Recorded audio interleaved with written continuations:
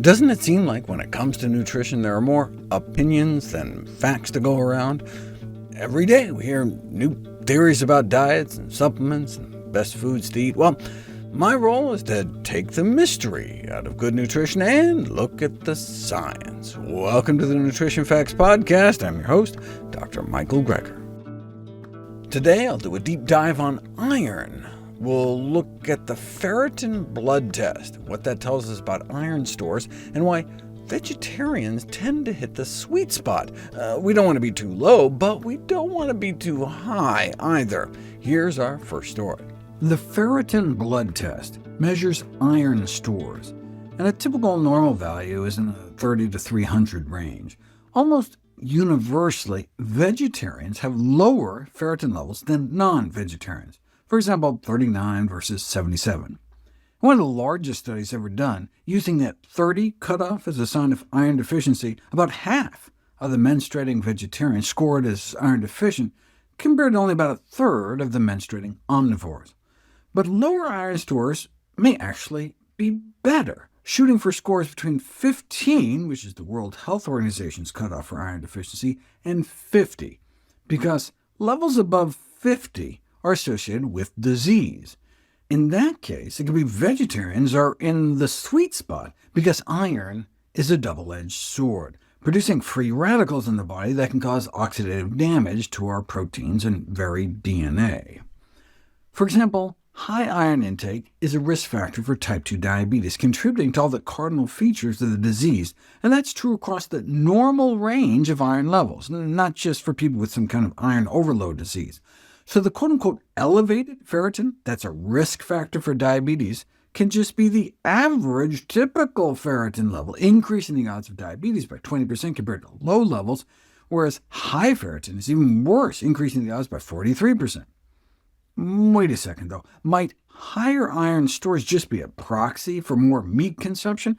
After all, based on studies encompassing nearly 2 million people, higher consumption of all types of meat, red meat, poultry, processed, unprocessed, is associated with higher rates of diabetes. Why do we think it's the iron and not just the saturated fat and all the other harmful stuff in meat? Because genetic evidence supports a causal link between increased systemic iron status and increased diabetes risk. In other words, regardless of what you eat, if you just happen to be born with genes that tend to give you higher iron stores, you tend to have more diabetes risk. Ideally, we'd prove it with an interventional trial. Check it out. Researchers looked at lean, healthy men and women and found out that the vegetarians were more insulin-sensitive than the meat-eaters. Prediabetes and type 2 diabetes are diseases of impaired insulin sensitivity, so the vegetarians were doing better. The vegetarians also had lower ferritin levels. To test whether their iron status might explain their advantage, iron levels in 6 male meat-eaters were lowered by phlebotomy, bloodletting, like donating blood, to levels similar to those seen in vegetarians. So they were bled so their ferritin dropped from over 70 down closer to 30. And what happened? Their insulin sensitivity improved by about 40%. The iron-lowering trial using blood draws demonstrated that iron is indeed a key factor in the difference in insulin resistance among vegetarians and meat-eaters. Iron can also be a double-edged sword when it comes to cancer. Cancer can be viewed as a ferrotoxic disease, a disease of iron toxicity, as iron plays an important role in oxidative tissue damage and subsequent cancer development. But again, a link between high iron stores and cancer could just be a link between meat consumption and cancer. Too bad we couldn't do some kind of blood donation study with cancer. Oh, but we can! Decreased cancer risk after iron reduction.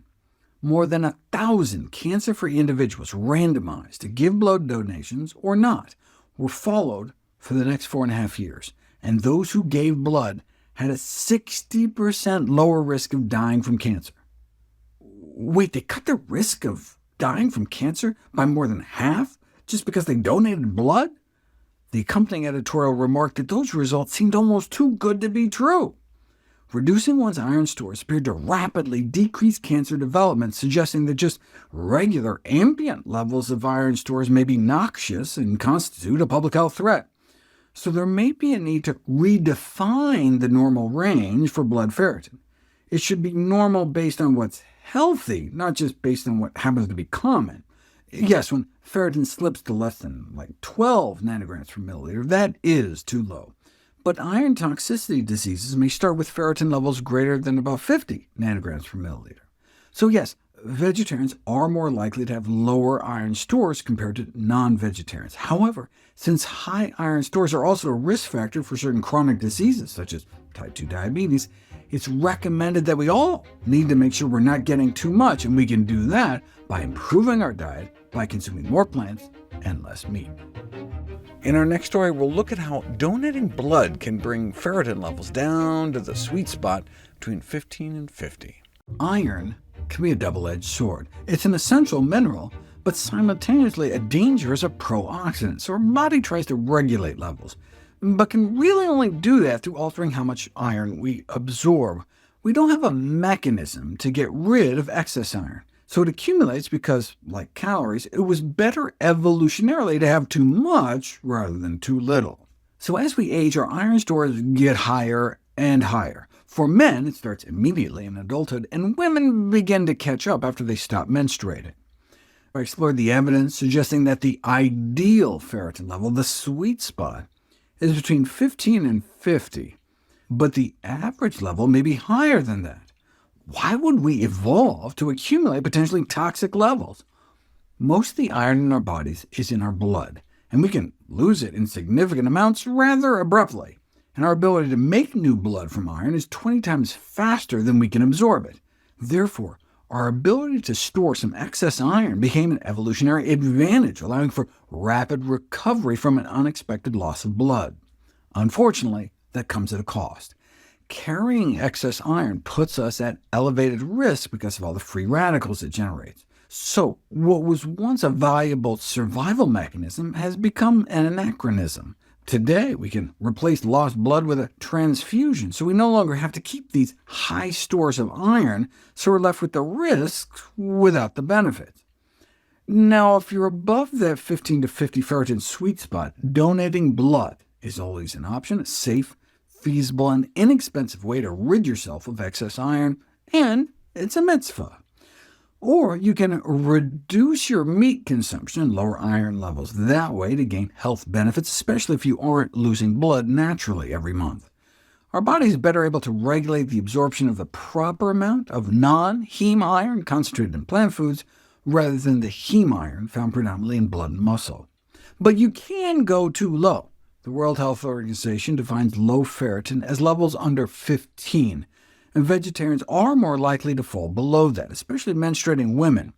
But does having low iron stores cause problems if you don't become anemic, meaning as long as your blood counts are OK?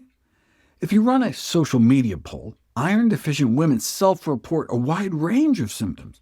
But some are so nonspecific, like fatigue, it's hard to know if low iron's the cause. What we need is a study like this, comparing the health and well-being of hundreds of women who fall under the ferritin level of 15 with depleted iron stores versus those with larger, sufficient iron stores.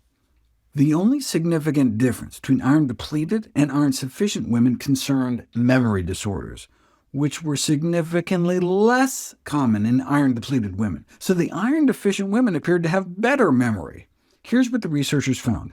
No significant difference between low and normal iron stores when it came to having palpitations, their general feeling about their health status, their inability to concentrate, and sleeping disorders. But there was apparently better memory among the iron-depleted, yet no significant difference for vertigo, fainting, nervousness, thin spoon-like fingernails, or inflammation of the lips or tongue, and no significant difference was seen in physical health, mental health, social health, general health, perceived health, self-esteem, anxiety, depression, pain, or disability. And finally, no significant difference in the rates of infections, including respiratory infections, bladder infections, other infections, having to see a doctor or other health professionals, being in a hospital, having to take sick leave, or having a fever. In other words, there appears to be no conclusive evidence that an absence of iron stores has negative consequences. But that's just our backup iron stores, our ferritin level. If our iron gets too low, we can actually become anemic, where we don't have enough iron to make blood, and that can have serious consequences. Are vegetarians more likely to become anemic? And regardless, what's the best way to treat it? I'll answer those questions next. Based on a study of nearly 500,000 people followed for 8 years, higher consumption of unprocessed red meat and processed meat was associated with higher risks of the #1 killer of men and women, heart disease, as well as pneumonia, diverticular disease, outpouchings of the colon wall, colon polyps, and diabetes. Higher poultry intake was associated with higher risk of gastroesophageal reflux disease, acid reflux, gastritis and duodenitis, which is inflammation of the stomach lining and intestines, as well as diverticular disease of the colon, gallbladder disease, and diabetes. And all these were after taking into account a vast array of other factors, including age, sex, class, education, employment, smoking, exercise, even dietary factors like total fruit and vegetable intake, and how much fiber they may be getting from whole grains, for instance, to help account for dietary quality. So the higher rates of disease really did seem to be linked to the amount of meat they were eating instead of other factors. The researchers even adjusted for BMI, meaning it wasn't just because those eating meat tended to be heavier. The bottom line is that higher consumption of meat, including chicken, is associated with higher risks of several common disease conditions. But higher meat consumption was significantly associated with lower risk of one condition, iron deficiency anemia. I talked about how vegetarians might be right in the ferritin sweet spot, with iron stores low enough to help prevent iron toxicity-related diseases like diabetes and cancer, but high enough to avoid iron deficiency anemia. So they appear to have the best of both worlds, low iron stores to keep free radicals down, but not enough to result in higher rates of anemia. At least that's what we used to think, until this study of British vegetarians was published. Based on the anemia rates of hundreds of thousands of regular red meat eaters, those eating red meat only a few times a week, or the thousands of people who stuck to poultry, to fish, were vegetarian versus hundreds of vegans, among white men, only the fish eaters appeared to have significantly higher rates of anemia. Among premenopausal women, the infrequent red meat eaters had higher rates than the regular red meat eaters, and those who skipped red meat altogether had higher rates, except the vegans. About 9% of regular meat-eating menstruating women had anemia, compared to 10% of those who ate red meat less frequently, compared to about 13% of those who didn't eat red meat at all, but only 8% of vegans were anemic. And postmenopausal women showed the same trend, about 3% higher anemia rates in those who skipped red meat. British Indian participants had higher anemia rates across the board, with significantly higher rates in vegetarian men and older women, though not necessarily among reproductive-age women, but the rates were extremely high regardless. The prevalence among American women is more like 9%. Iron deficiency anemia can have serious consequences, like this young vegan woman who temporarily lost part of her vision due to a severe case of it. She started out with low iron stores from her diet, then experienced menorrhagia, meaning excessively heavy menstrual bleeding, which is in fact the most common cause of iron deficiency anemia, regardless of diet. Heavy menstrual bleeding. There's lots of hormonal and non-hormonal medical treatments to treat the cause of anemia by lightening menstrual flow, but in terms of treating anemia, oral iron supplements are considered the first-line treatment, though in serious cases rapid repletion of blood levels using IV iron can be used. Intravenous iron may also be used in the setting of inflammatory bowel disease, since oral iron can be toxic to the lining of the intestines, potentially worsening the disease process. However, iron supplements may result in adverse gastrointestinal effects in everybody, such as abdominal pain, constipation, or nausea. Nearly 75% of patients taking iron supplements experience side effects, which ultimately result in 1 in 4 ceasing treatment, predominantly due to gastrointestinal problems. Even if you don't experience symptoms, iron supplements may exacerbate inflammation or hurt your microbiome, reducing the abundance of beneficial microbes while increasing the abundance of deleterious ones. And of course, iron supplements are a short-term strategy, while dietary interventions can be considered a more long-term strategy. And indeed, you can successfully treat iron deficiency anemia with diet alone, usually by increasing consumption of iron-rich foods like iron-fortified grains, along with vitamin C-rich foods or beverages that help with iron absorption. The healthiest iron sources are legumes, beans, flippy chickpeas and lentils, whole grains, dark green leafy vegetables, certain fruits like dried apricots, and nuts and seeds. Although non-iron dietary factors such as not drinking tea with meals or adding vitamin C-rich foods don't have as much effect on iron absorption as we used to think, it can't hurt to drink tea separately and include vitamin C-rich foods such as citrus, tropical fruits, bell peppers, or broccoli with your meals. If you do need iron supplements, the optimal dosing may be 60 to 120 milligrams of ferrous iron, so like ferrous sulfate or ferrous gluconate, ferrous lactate, ferrous fumarate, or ferrous succinate, though ferrous bisglycinate may have at least twice the bioavailability, so you can take half the dose and thereby suffer fewer side effects, given with vitamin C on alternate days, so every other day rather than taken every day. Oral iron should generally be taken on an empty stomach, at least an hour before meals. Now, if taking it on an empty stomach causes pain and nausea, you can take it with meals, which may reduce side effects, but may also reduce absorption. Similarly, taking vitamin C with iron increases its absorption, but at the same time increases incidence of gastrointestinal side effects, so only do it if you can tolerate it. Visit NutritionFacts.org/audio to see all the podcast episodes with descriptions that include links to the associated videos. Sources cited and other details are available on each video's page. Information about my books, How Not to Die, How Not to Diet, and How Not to Age, is at NutritionFacts.org/books. All proceeds of which I get are donated directly to charity. And I've got a new book in the publication pipeline, the manuscript for How Not to Hurt, on diet and lifestyle approaches to pain management. It's been handed in and will be published December 15th. I'm going to be doing a series of webinars to feature some of the new research I discovered. Sign up for our free newsletter at NutritionFacts.org/subscribe to stay updated on when those will be. NutritionFacts.org is a science-based nonprofit, and everything on the website is free. There are no ads, no corporate sponsorships, no kickbacks. We're strictly non-commercial, not selling anything, just put up as a public service, as a labor of love, as a tribute to my grandmother, whose own life was saved with evidence-based nutrition. We just have like a Wikipedia-type nonprofit model where everything's free, and we just hope maybe 1 in 1,000 people will find it so valuable that they'll kick in a few bucks so we can continue to churn out new content to help you and your family be healthier. Thanks for listening.